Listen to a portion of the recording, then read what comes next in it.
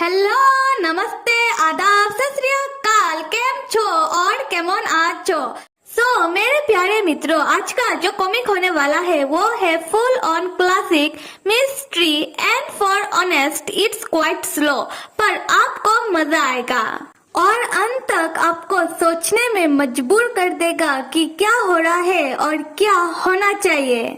So then time को waste ना करते हुए लेट्स स्टार्ट द स्टोरी। और फर्स्ट एपिसोड में ये दिखाया जा रहा है कि एक लड़का क्लास में बैठा हुआ था और टीचर लेक्चर दे रहा था साइकोलॉजी के बारे में, जहाँ टीचर कह रहा था किसी भी इम्पोर्टेंट डिसीजन लेने से पहले अपनी जज्बातों को कंट्रोल करो, अपनी सबकॉन्शियसनेस को कंट्रोल करना चाहिए। जैसे कि बहुत सारे फीलिंग हमारे अंदर ऐसे होते हैं कि हमें मालूम नहीं होता कि क्या हो रहा है, फिर भी हमें तब अच्छा लगने लगता है और ऐसे फीलिंग से ही लोग डील नहीं कर पाते हैं और इधर जाकर ही ह्यूमन मिस्टेक कर बैठते हैं। अगर तुम्हें लीडर बनना है तो तुम्हारे अंदर की सोचने और समझने के पावर को कभी भी भूलना नहीं चाहिए और हमेशा हर एक चीज को ठीक से एनालाइज करना सीखो। कभी भी अपने अंदर की फीलिंग के ऊपर ट्रस्ट मत करो अगर तुम्हें किसी चीज को एनालाइज करना हो तो, और अपने अंदर की हर एक एहसास को, फीलिंग को अपने से दूर रखो। आज के लिए लेसन बस इतना ही। और हम क्या पा रहे हैं कि जो लड़का क्लास में बैठा हुआ था वो ध्यान से अपनी टीचर की बातों को सुन रहा था और क्लास ओवर होते ही एक घंटी बजती है और चारों ओर से उस घंटी का शोर आने लगता है और शोर से वो इरिटेट होने लगता है और क्लास में सबको कहने लगता है कि बंद करो इसे। और जब वो अपनी टीचर की तरफ देखता है तब वो भी कुछ अजीब से उसको दिखाई देने लगता है एंड और डायरेक्ट उसका आग जाके हॉस्पिटल में ओपन होता है। मतलब कि वो लड़का सपना देख रहा था और फिलहाल ये लड़का हॉस्पिटल में है। और यही है स्टोरी का फर्स्ट हीरो जिसका नाम है चेस। खैर, तब चेस का आँख खुलते ही उसके ठीक सामने नर्स थी जो चेस को कहने लगी कि ज्यादा हिलो डुलो मत, तुम अभी ही तो उठे हो तो डॉक्टर जल्दी ही आ जाएंगे तुम्हें चेकअप करने के लिए। तब चेस अपने मन में सोचने लगता है कि कहाँ हूँ मैं इतना ज्यादा मेस्ड अप क्यों फील कर रहा हूँ, शिट। और चेस को देखकर ऐसा लग रहा है कि उसकी हालत बिल्कुल भी ठीक नहीं है। उसकी आंखों में गर्दन में पट्टी बंधी हुई थी और यहाँ पर सवाल ये उठता है कि चेस हॉस्पिटल आया कैसे, उसका इतना ज्यादा बुरा हालत किसने कर दिया और कौन है ये चेस, ये तो हम स्टोरी में ही जान पाएंगे। खैर, स्टोरी में आ जाते हैं जहाँ ये दिखाया जा रहा है कि कोई तो चेस को देखने के लिए उसकी केबिन में आ रहा है और जहाँ पर चेस परेशान होकर सोच रहा था कि मैं यहाँ क्या कर रहा हूँ, मुझे कुछ भी याद क्यों नहीं आ रहा है। तब चेस अपना सर पकड़ के कहने लगता है कि मुझे इतना दर्द क्यों हो रहा है और उसी वक्त उसे किसी के फोन की घंटी सुनाई देने लगती है और तब चेस अपने मन में कहने लगता है कि ये घंटी, फोन, किसी ने तो फोन किया और तब चेस और ज्यादा परेशान होने लगता है। और उसी वक्त चेस के कमरे में एक लड़का एंटर होता है अपने हाथों में फोन लेकर और उस लड़के को देखते ही चेस तब डर जाता है और वो लड़का अपने हाथों में जो फोन था उसे ऑफ करके चेस से कहने लगता है, क्या मैंने तुम्हें डरा दिया, तुम पीले क्यों पड़ गए हो। और ये कहते हुए वो लड़का धीरे धीरे चेस की तरफ बढ़ने लगता है। उस समय चेस के दिमाग पर अपनी सपनों वाली टीचर की बात घूमने लगती है जहाँ उन्होंने कहा था हर एक चीज को ठीक से एनालाइज करो, अपने अंदर की फीलिंग को कंट्रोल करो और अपनी जज्बातों की बात मत सुनो। और यहाँ फीलिंग में एक डर भी होता है। खैर, तब वो लड़का चेस के नजदीक आ जाता है और चेस का नाम पुकारने लगता है और उस समय चेस उस लड़के को नजदीक से देखने के बाद उसे ब्लड सा विजन आने लगता है जहाँ वो लड़का कह रहा था बदले में बदला तो बनता है, समथिंग लाइक दैट। और ये सोचते ही चेस अपना सर पकड़ लेता है।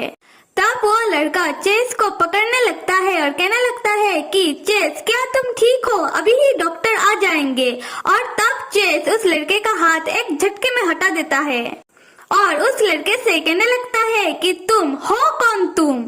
और ये सुनते ही वो लड़का चेस को देखता ही रह जाता है और चेस से कहने लगता है कि चेस, तुम ये मत कहना कि तुमने अपना याददाश्त खो दिया है। और यहाँ से सीन शिफ्ट होकर चलते हैं चेस के घर की तरफ, जहाँ वो लड़का चेस को एक बड़े से घर के सामने ले आकर कहने लगता है कि आज से तुम यही रहोगे और तुम्हारा कमरा है 2nd फ्लोर पर। अगर तुम्हें किसी भी नौकर चाकर की जरूरत पड़े तो उन्हें बुला लेना।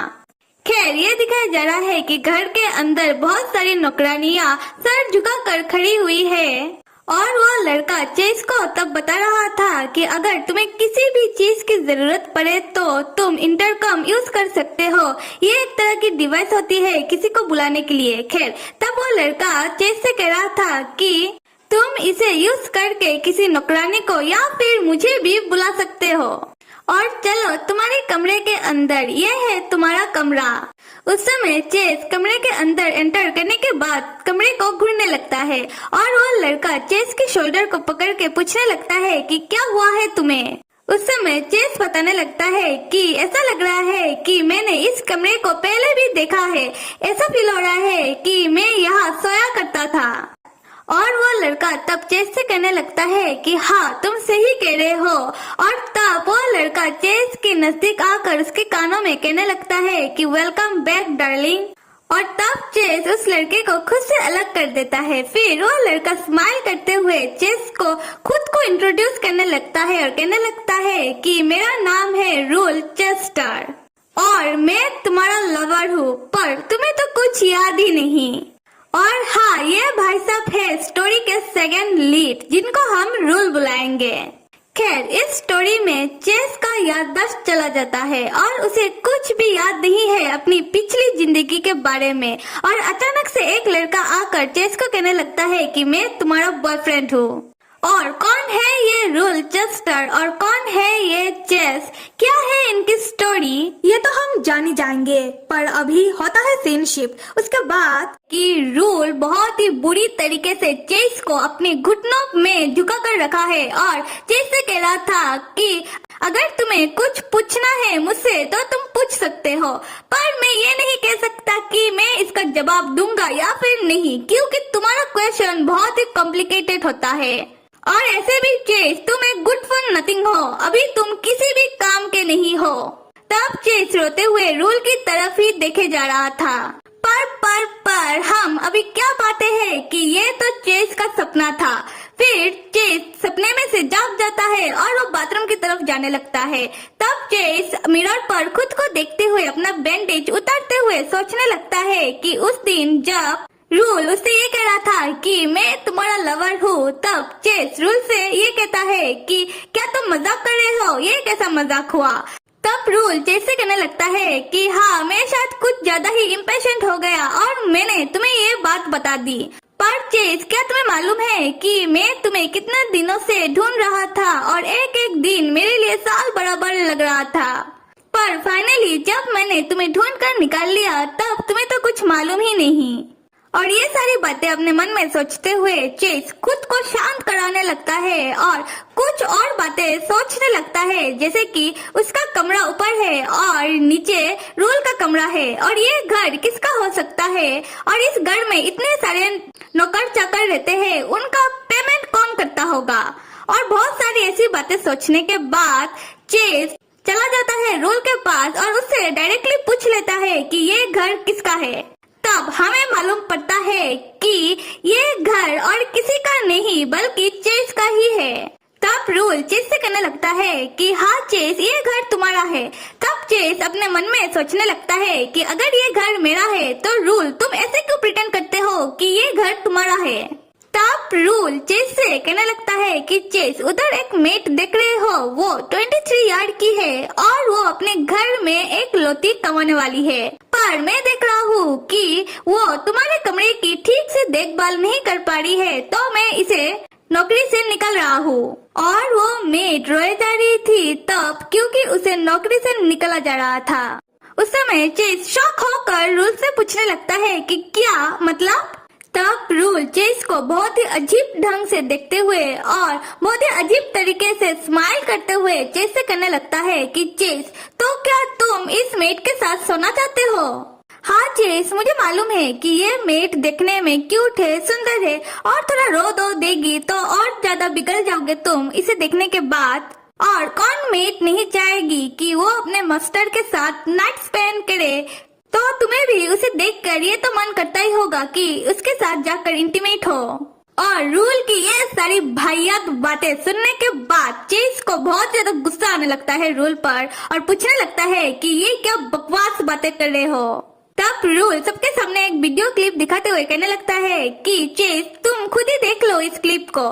सो बेसिकली इस क्लिप पर ये था कि जब चेस सो रहा था तब वो मेट चेस के एकदम नजदीक चली जाती है और ऐसा लग रहा है कि मानो वो मेट चेस को तब किसी कर देगी और उसी समय चेस पलट जाता है, वो भी सोते वक्त, क्योंकि बेचारा सो रहा था। इसी कारण उसे कुछ मालूम ही नहीं है कि उसके सामने कौन है या फिर कौन नहीं।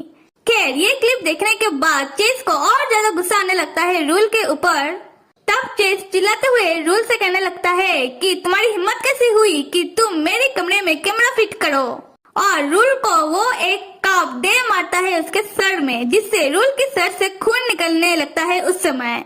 तब रूल की यह हालत देखकर तुरंत ही उसके पास एक मेट चली जाती है और कहने लगती है कि उनके लिए कुछ तौलिया लेकर आओ। और वो जो 23 यार्ड की मेट है वो चेस के पास जाकर उससे कह रही थी कि इसमें रूल मास्टर की कोई भी गलती नहीं है, क्योंकि डॉक्टर ने ही कहा था कि आप पर नजर रखा जाए क्योंकि आप बीमार हो।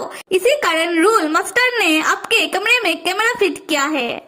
यहाँ से हो रहा है सीन शिफ्ट, जहाँ ये दिखाया जा रहा है कि डॉक्टर आए हैं रूल को चेक करने के लिए। तब डॉक्टर कहने लगते हैं रूल के सर में बहुत ही डीप कट लगा है। और हाँ, मैं समझ सकता हूँ कि चेस ने ऐसा क्यों किया होगा, क्योंकि बेचारे की भी तो तबीयत ठीक नहीं है।